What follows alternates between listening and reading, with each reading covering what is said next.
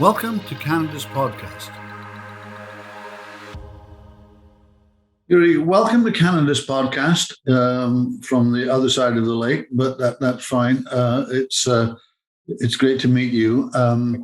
And, so everyone else can get an idea of who Yuri is. Maybe you can give us sort of a little bit about yourself, what you do, how you've ended up, on Canada's podcast kind of thing. Yeah. Well, thanks for having me, Philip. It's always great to connect and impart whatever I can with fellow Canadians. And if there are international listeners, you guys are cool too.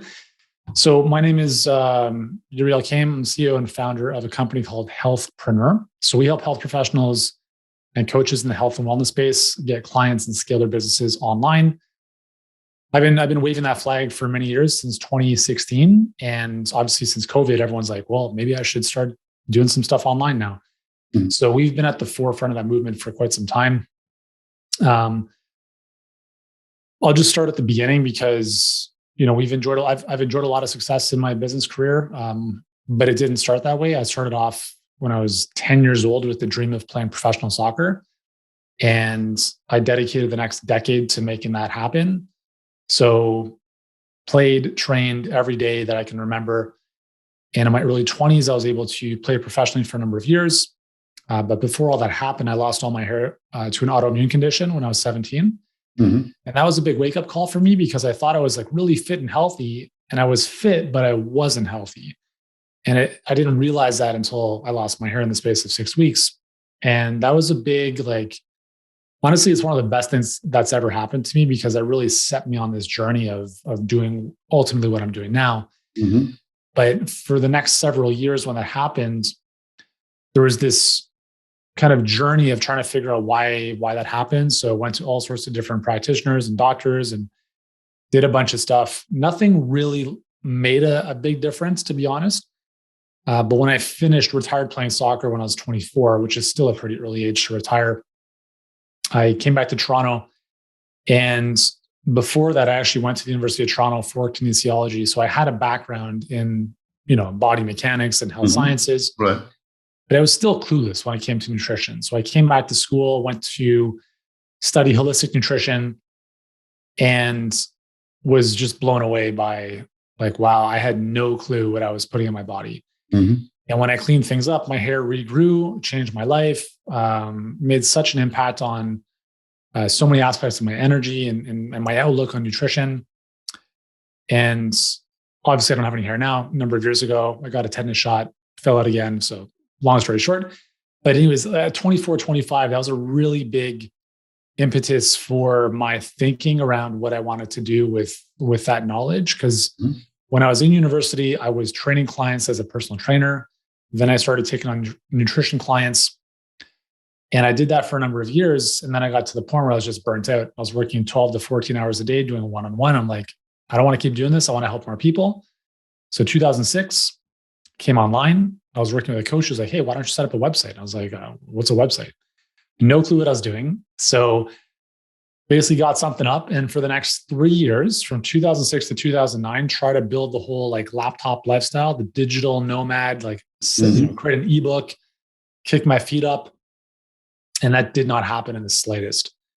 So it took me 3 years of making below poverty line income to eventually realize that I don't have all the answers and maybe I should get some guidance and mentorship and help.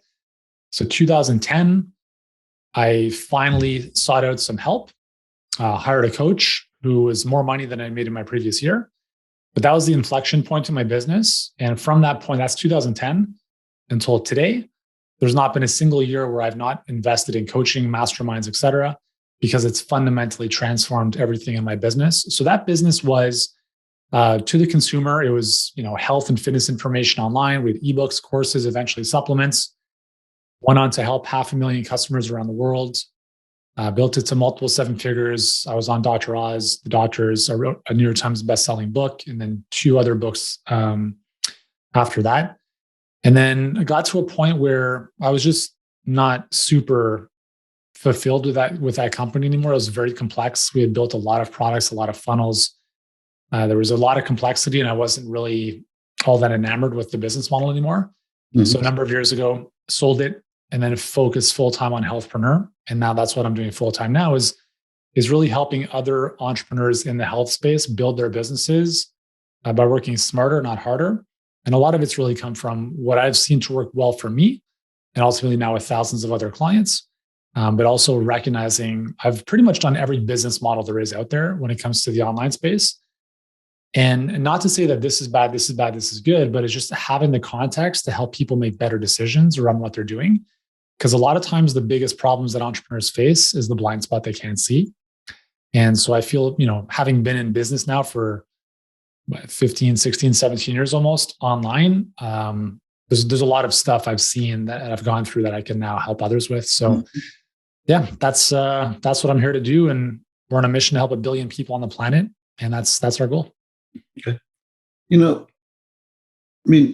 business is the health, fitness that is changing so much. And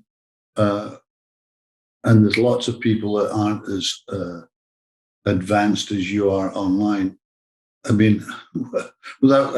know you coach those people, but without being too selfish, is there one or two kind of critical things that, in terms of mindset, that people have to have in your business to go from, failing to succeeding in today's world, if you like? Yeah, that's really what it comes down to. For us, most of our clients are not famous people. Like, they come to us and no one knows who they are other than the people they work with in their clinic, for instance, right? Mm-hmm. And we tell them, we're like, cool, like, you don't need a social media following. You don't even need a website. All you have to have is confidence, number one, that you can help someone with a specific health issue get better. That's the most important foundation. If you're not an expert, there's not much we can do, okay? So that's the first thing. Second thing is you have to be driven. You have to be driven to want to do big things, because if you have a very small vision, i.e., I just want to cover my bills, it is just too hard to keep going. There's too much involved in energy and what we're looking to build in any business, really. You have to be driven to want to do big things, because that's going to give you the motivation to keep going when you're constantly punched in the face, right? Like, COVID, I think it was a great example of how tough times don't create problems, they reveal problems. And whether we're talking about brick and mortar businesses or virtual businesses, many of our clients had their best year in business in 2020. And that's because they were able to adapt to their environment. And that is a reflection of their drive to want to help people and build something great. So drive is very important. Confidence is number one. And the third thing, and again, this kind of ties in with the second, is just persistence. Like, the only reason I am here, the only reason I'm in a position to help thousands of business leaders is because I'm still playing the game. I've made, again, if we were keeping score of like wins to failures, it would be 100-1 failures to wins, without a doubt.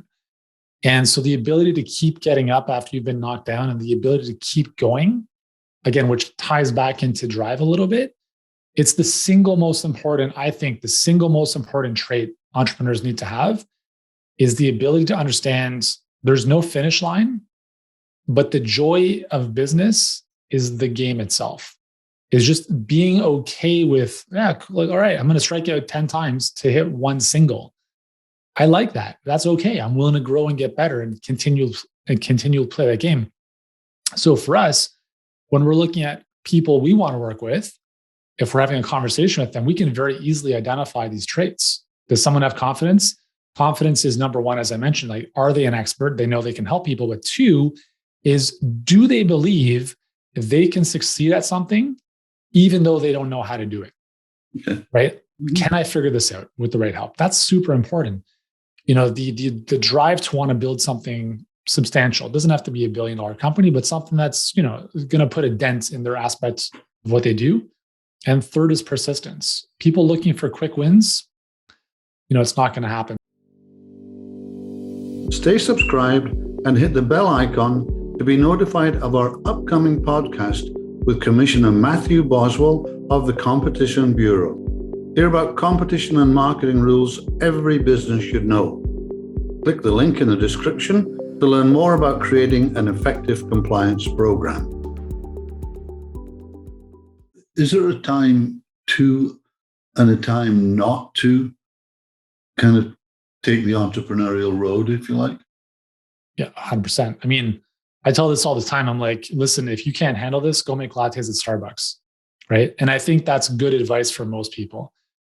Unless you are okay understanding that the entrepreneurial journey is like the stock market. It's up and down, up and down, up and down, but generally it's trending up. If you can handle that and you're okay with the volatility of that, I would never in my life trade my journey and what I'm continuing to build. Mm-hmm. Never would I trade that. And there is no amount of money someone could pay me to be like, here's a stable 9-to-5 job. Never. I shouldn't say never, but the likelihood is 99% no. Because for me and for entrepreneurs that I've noticed, they're very growth oriented. And you can't grow without challenges. So if you're looking to get up out of bed in the morning and have 100% certainty that today is going to be great and tomorrow's going to be great and you have a stable paycheck every month, if that's your MO, you need to be working for someone else.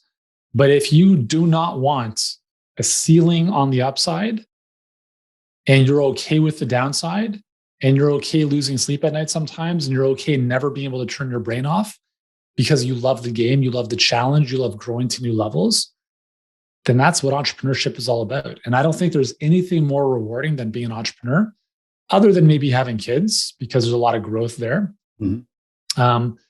But that, I mean, if I were to black and white it, I would say those are kind of two ways to consider. There's challenges and there's challenges. I mean, we occasionally meet. I mean, those challenges that we don't expect are the tough ones. Is there any way you've found for those tough ones a process, to get over the wall, kind of, or get around it, or whatever, that kind of thing? Yeah, I mean, I think it's important to understand that successful leaders have poise, and poise is like, I'm not going to freak out when, crap hits the fan. How do we develop poise? I think it just comes with experience. Mm-hmm. I was speaking with my clients about this morning. I said, looking at a show like The Ozark on Netflix, I was like, it's a good example of poise under, I don't know if you watch the show, but as I told my clients, I'm like, whether you are into watching shows or not, it's a good example of how the main character, Jason Bateman, is able to stay poised and calm under immense amount of pressure. And where that comes from, I mean, there's probably some nature nurture component there, but I think the longer you're in business, the longer you've been doing what you do, you start to realize that what I thought was the end of the world, I'm not even going to think about tomorrow. And really, like, the way I think of it is like, if this is not going to bother me in 5 years from now, I'm not going to spend more than 5 minutes worrying about it.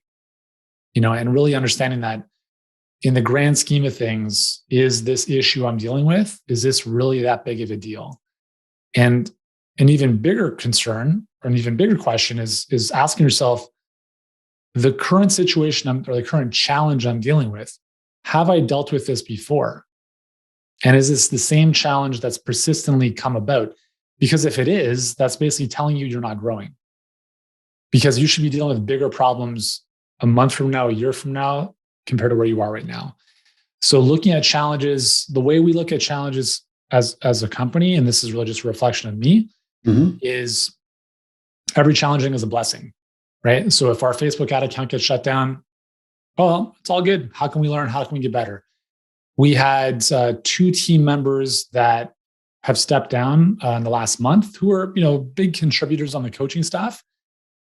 But listen, like, everything happens for us, right? So what's the blessing there? How do we make things better? How do we find people that are even better to replace them? Mm-hmm. So for us, like, every failure is like, we celebrate it. And that's a cultural thing for us, where there is no bad, there is no good. It just is. and we look at how do we learn, how do we grow, how do we take that mistake or failure, learn from it, and make things better. So for you, I mean, what have you found is the best thing for you being an entrepreneur? The freedom to do what I want, where I want, when I want, with whom I want. Mm-hmm. So I've got 4 boys. And when I was, before being a father and I was, working 12 to 14 hours a day, I distinctly remember, I remember like pulling up to a client's condo at 6 a.m, parking in the underground garage and looking at the concrete wall in front of me. I'm like, what am I doing here? Like, is this the life I'm going to keep living? So I was like, there's no way I'm going to keep doing this. It was 7 years. I'm like, this is enough. So the ability to create a life where I can walk my kids to school, pick them up afterwards. I can, take off whenever I want, more or less. I mean, I love working. And my kids would probably say I work a lot because I do, right? But I love what I do. But I also have the ability to just be like, I don't need to do anything today. I can hang out with my kids if they want to hang out. And the ability to have that has been my biggest motivation from that perspective. There's also the freedom of doing what I love doing in my business. Like I'm not looking for freedom from my business. I'm looking for freedom in what I do. So freedom to do things like this. I would much rather have a conversation like this than having to do admin work. Right. But I built the business to the point where now I have people that do stuff I don't want to do. So why would I want to not do the stuff I love to do? Like I love communicating. I love creating content. I love sharing. I love creating, things. Mm-hmm. And that's massively important to me. Like I don't want to retire. And for me, like being an entrepreneur and having this type of business has always been about an expression of myself in some way, shape, or form. Mm-hmm. And at the same time so it really ties into freedom. So freedom to express myself, but freedom to also be with those people I want to be with the most, which in my case is my family. And then obviously with, everything, living in Ontario, it's been pretty crazy the last 2 years. And the last 2 years have been the best of my life. And that's because that was the choice I made.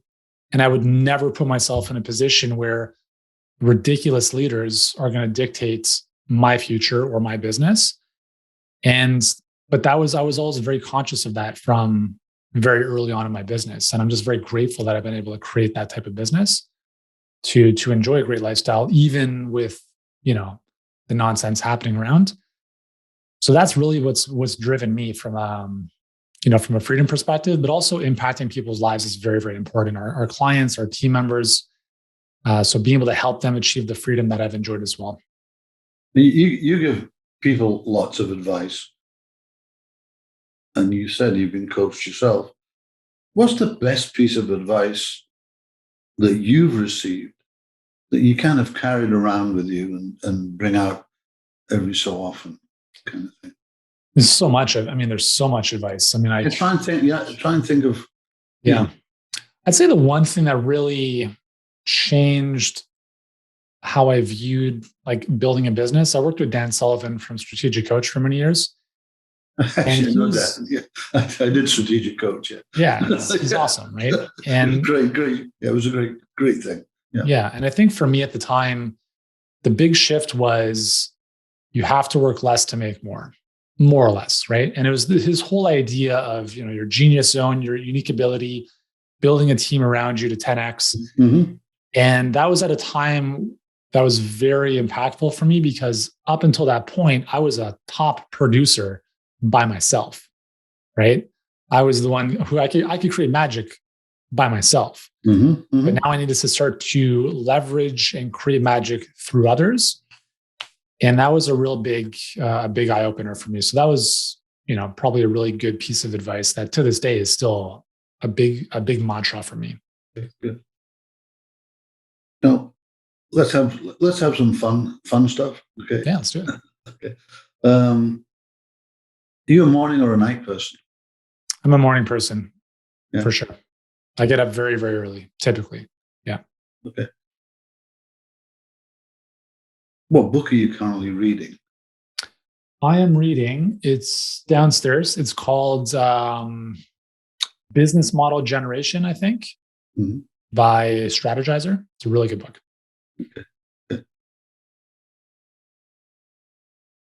If you had to pick one word to describe yourself, what would it be and why? Confident, because I've always been, I call it delusional optimism, the ability to have this knowing that everything is going to be great. And I'm not too sure exactly how, but I just know it's going to happen. Now I was interested, obviously this is Canada's podcast. It's from Toronto. And one of the things you say, when you have a truly international business, you're very assertive about proud to be Canadian, proud to be from Toronto. Why? I mean, why is that? Well, I'll be honest with you. I mean, that's definitely changed in the past 2 years. I would say the thing I'm most connected to Canada-wise right now is the men's national soccer team. Again, I don't need to get all political here, but what's happened in the past 2 years in this country has really gotten me to the point now where if I moved to a different country, I would have zero remorse and zero affinity to the Canadian flag, if you will.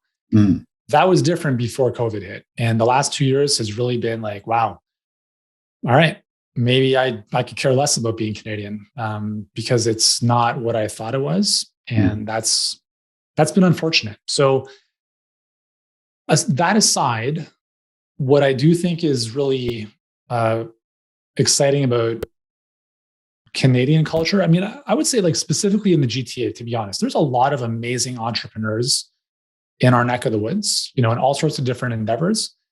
And I mean, I think there's a lot of amazing creative talents that have come out of Canada, whether we're talking about entrepreneurs or we're talking about actors or musicians. I think it's a country that has, developed in the shadow of the big brother down south. And as a result, I don't even want to say overcompensated for that, but something's in the water. Who knows, right? Something has produced a level of thinking, of entrepreneurial spirit, of endeavor, of whatever, that I think is pretty awesome. So it's always cool to see like, oh, that Hollywood person is from Scarborough or Vancouver or Toronto.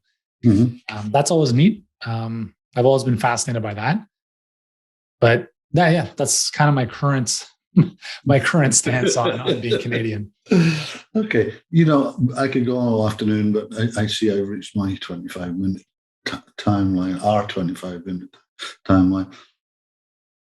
Yuri, how can people get hold of you? Because that happens all the time. Yeah, for sure. Somebody listens and they want to talk to you, kind of thing. Yeah, I think the two best places, we have our Healthpreneur YouTube channel, which is also on iTunes. So if you just type in Healthpreneur, the podcast is essentially my videos, in audio format. Yeah. So that's a really good place if you want to just kind of take in more content. If you want to connect with me on a more kind of personal level, Instagram is the best place. I'm at Healthpreneur, and just drop me a DM. Just say, heard you on the show and really liked it or whatever. And be happy to connect. Okay. Well, once again, thanks for coming on Canada's podcast. Been a pleasure to meet you. Yeah, likewise. Thanks so much, Philip.